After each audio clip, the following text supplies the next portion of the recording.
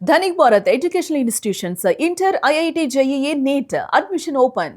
ఓటమితో England tour ముగించింది team India. ప్రధానంగా England తో మూడో వన్డేలో భారత్ ఓటమి పాలైంది. 27 రన్స్ తేడాతో మూడో వన్డేలోనూ ఇంగ్లాండే గెలిచింది. 2-1తో సిరీస్ ను దక్కించుకుంది ఇంగ్లాండ్.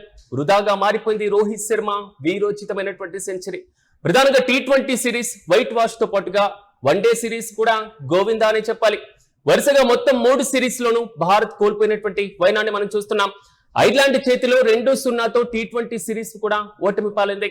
ఇంగ్లాండ్ చేతిలో 4-0తో టీ20, 2-1 తేడాతో వన్డే సిరీస్ లో కూడా ఓటమి పాల్వడం. మొత్తం మీద చెత్త ఆట తీరుతో తేలిపోతుంది టీమిండియా. ఇలా ఆడితే 2027 వరల్డ్ కప్ ను ఎలా గెలుస్తారంటూ కూడా ఫ్యాన్స్ ప్రశ్నల వర్షం కురిపిస్తున్నారు.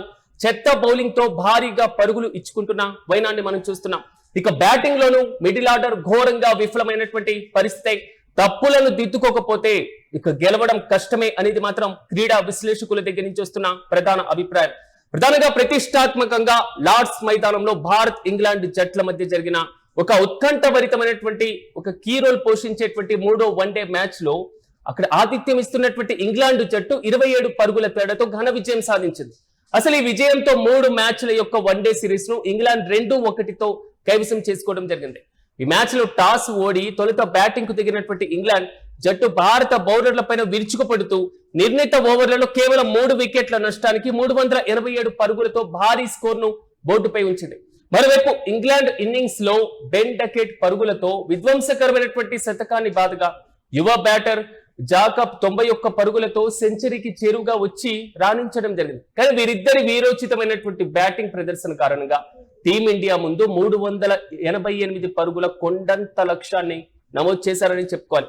కానీ ఈ భారీ లక్ష్యంతో బరిలోకి దిగినటువంటి భారత జట్టు కూడా ఏ మాత్రం తగ్గకుండా ఇంగ్లాండ్ బౌలర్లకు ఒక గట్టి పోటీనే ఇచ్చారని చెప్పాలి.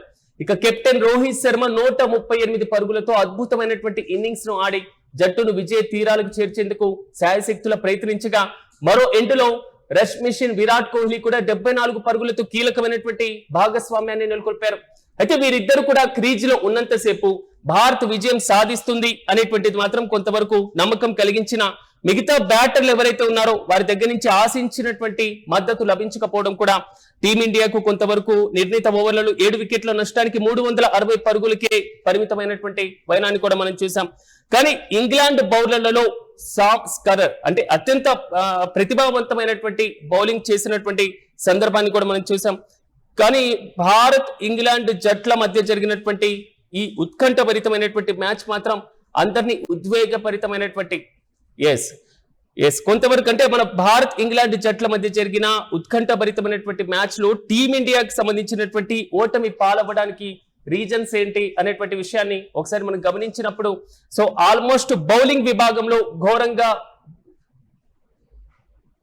భారత్ బౌలింగ్ విభాగంలో తీవ్రంగా ఓటమి పాలవడం అంటే వైఫల్యం కారణం అనేది ఒక ప్రధానంగా చెప్పుకోవాలి. ఎందుకంటే బూమ్రా లేని లోటు ఇక్కడ చాలా స్పష్టంగా కనబడుతుంది అనేది మాత్రం చాలా మంది దగ్గర నుంచి వచ్చిన అభిప్రాయం. ఎందుకంటే భారత ప్రధాన బౌలర్లు బూమ్రా గాయం కారణంగా అందుబాటులో లేకపోవడం జట్టుకు ఒక పెద్ద ఎదురు దెబ్బగా మారింది అనేది మాత్రం కొంతవరకు కనబడుతున్నటువంటి అంశం.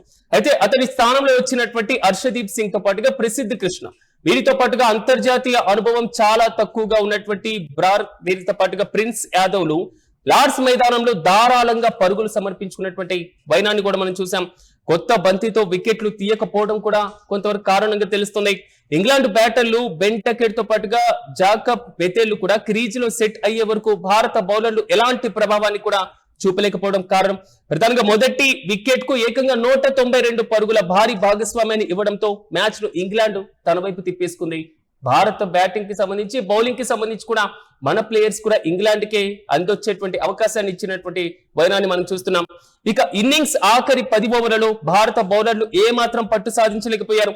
ముఖ్యంగా చివరి 5 ఓవర్లలో జో రూట్ తో పాటుగా జోస్ బట్లర్ల ధాటికి 82 పరుగులు సమర్పించుకున్న వైనాన్ని కూడా మనం చూసాం. ఆఖరి 10 ఓవర్లలో మొత్తం 126 పరుగులు రావడం వల్ల ఇంగ్లాండ్ స్కోరు 387 పరుగుల భారీ స్థాయికి చేరి అందరినీ ఒక్కసారిగా అవాక్కయ్యేలా చేసింది. భారత జట్టు మేనేజ్మెంట్ కేవలం ఒక 5 రెగ్యులర్ బౌలర్ల బరిలో మాత్రమే దిగడం, ప్రధాన బౌలర్లు విఫలమవుతున్నప్పుడు పరుగుల వేగాన్ని అందుకోవడానికి అసలు ఒక షార్ట్ టైం బౌలర్ లేదా 6వ బౌలింగ్ ఆప్షన్ లేకపోవడం కూడా ఒక మన దగ్గర ఉన్న ఒక పెద్ద లోపంగానే తెలుస్తుంది. 388 పరుగుల కొండంత లక్ష్యాన్ని మనం ఛేదించాలి అనుకున్నప్పుడు టాప్ 3 బ్యాటర్లు ఎవరైతే రోహిత్ శర్మ లేదా గిల్, విరాట్ కోహ్లీ వీరు అద్భుతమైనటువంటి పునాది వేశారు. కానీ 39 పరుగుల వరకు కూడా భారత్ 262తోనే బలంలో కనబడింది. అయితే కెప్టెన్ రోహిత్ శర్మ అవుట్ అయిన తర్వాత మిడిల్ ఆర్డర్ బ్యాటర్లు అయినటువంటి ఇషాన్ కిషన్ లేదా శ్రేయస్ అయ్యర్, కేఎల్ రాహుల్ వీళ్ళంతా కూడా నిన్న జరిగిన మ్యాచ్ లో నిరాశపరిచినటువంటి వైనాన్ని మనం చూసాం. మ్యాచ్ జరిగినటువంటి తీరుతెన్నుల్లో ఇక రోహిత్, కోహ్లీ వీళ్ళు అందించినటువంటి జోష్ ను వారు ముందుకు తీసుకువెళ్ళలేకపోయారు. ఇక ఆఖరిలో వేగంగా పరుగులు రాబట్టేటువంటి మ్యాచ్ ను ముగించేసరికి ఫినిషర్ పాత్రను ఎవ్వరూ పోషించలేకపోవడం కూడా మన ఓటమికి కారణం. టీమిండియా ఫ్యాన్స్ ఘోరంగా నిరాశలో ఉన్నటువంటి వైనాన్ని మనం చూస్తున్నాం. ఇక టాస్ గెలిచి ఫీల్డింగ్ ఎంచుకోవడం అంటే మరి ముఖ్యంగా చెప్పుకోవాలంటే లార్డ్స్ లాంటి చారిత్రాత్మకమైనటువంటి ఒక పిచ్ మీద, వారికి అనుకూలంగా ఉండేటువంటి ఒక పిచ్ మీద మొదట బ్యాటింగ్ చేసేటువంటి జట్టుకు అసలు ఎక్కువగా అనుకూలతలు ఉండేటువంటి అవకాశాలు కనబడుతూ ఉంటాయి. మరి అలాంటి సందర్భంలో భారీ స్కోర్ కు చేరనివ్వడం భారత కెప్టెన్సీ వ్యూహాలకు ఘోర వైఫల్యంగా మాత్రం క్రీడా విశ్లేషకులు చెప్తున్నటువంటి మాట. దీంతో పాటుగా ఇంగ్లాండ్ ఇన్నింగ్స్ సమయంలో భారత ఫీల్డర్ల ఒత్తిడిలో బౌండరీలు సరిగ్గా అందుకోలేకపోయారు. ఇక మిస్ ఫీల్డింగ్ వల్ల ఇంగ్లాండ్ కు అదనపుగా పరుగులు ఇవ్వడం కానివ్వండి, లేకపోతే ప్రత్యర్థి స్పిన్నర్లు ఎవరైతే ఉన్నారో వారిని తక్కువగా అంచనా వేయడం కానివ్వండి, మనకంటే వారే తక్కువ అనేటువంటి ఊహాగానాల్లో ఉండడం కానివ్వండి. దీంతో పాటుగా ఇంగ్లాండ్ తరపున సామ్ కరణ్ 4 వికెట్లు తీయగా ఇక షార్ట్ టైమ్ స్పిన్నర్ జాకబ్ కూడా ఆల్మోస్ట్ కేవలం 49 పరుగులు ఇచ్చి రోహిత్ శర్మ లాంటి సెట్ అయినటువంటి బ్యాటర్ల వికెట్ ను కూడా పడగొట్టినటువంటి వైనాన్ని మనం చూసాం. ఇక బెతేల్ అదేవిధంగా అదిల్ రషీద్ల స్పిన్ బౌలింగ్ భారత మిడిల్ ఆర్డర్ సరిగ్గా అంచనా వేయలేకపోవడా సమర్పించుకోవడానికి కూడా ఒక కీలకమైనటువంటి రీజన్ గా మనం చూస్తున్నాం. ఇప్పటి వరకు ఇలాంటి పరిస్థితులు మనం చూసినటువంటి నేపథ్యంలో సో ఇలాంటి ప్రదర్శనతోనే ముందుకు వెళ్తే వరల్డ్ కప్ సాధించడం సాధ్యమా? ఇప్పుడున్నటువంటి పరిస్థితుల్లో ఇదే ప్రదర్శన కనబడుతూ ఉంటే మన భారత టీం మీద ప్రపంచవ్యాప్తంగా ఎలాంటి ఆలోచన వచ్చేటువంటి అవకాశాలు కనబడుతున్నాయి. భారీ లక్ష్యాలను మనం ఇవ్వడం మాత్రమే కాదు, ప్రత్యర్థి టీం ని తక్కువగా అంచనా వేయడం కూడా మన యొక్క ప్రధానమైనటువంటి లోపంగానే తెలుస్తుంది. తప్పులు దిద్దుకోకపోతే ఇకపైన ఇలాంటి పరిస్థితుల్లోనే ఇలాంటి ఏదైతే ప్రభావం కనపరిచినటువంటి మ్యాట్ తో ప్రదర్శన ఇవ్వటంతో ఖచ్చితంగా మాత్రం ఘోరంగా విఫలమైనటువంటి అవకాశాలు కనబడుతున్నాయని మాత్రం క్లియర్ కట్ గా మనం చూడొచ్చు. దీంతో పాటుగా బ్యాటింగ్ లో మిడిల్ ఆర్డర్ ఘోరంగా విఫలమైనటువంటి వైనం, చెత్త బౌలింగే నిన్న జరిగినటువంటి దాంట్లో కనబడినటువంటి సిచ్యువేషన్. ఇలా ఆడితే 2027 వరల్డ్ కప్ ను అసలు ఎలా గెలుస్తాం? గెలిచేటువంటి ఆలోచన అయినా చేస్తామా? అసలు ఇదే ప్రదర్శన కనబరుస్తుంటే 2027 వరల్డ్ కప్ నాటికి ఒక బలమైనటువంటి టీం ను ఏ విధంగా నిర్మించబోతున్నాం? ప్రత్యర్థి టీం కు చులకనైనా లేదా తక్కువగా అంచనా వేసేటువంటి ఆలోచనలు మనకై మనమే ఇచ్చినట్లవుతుంది.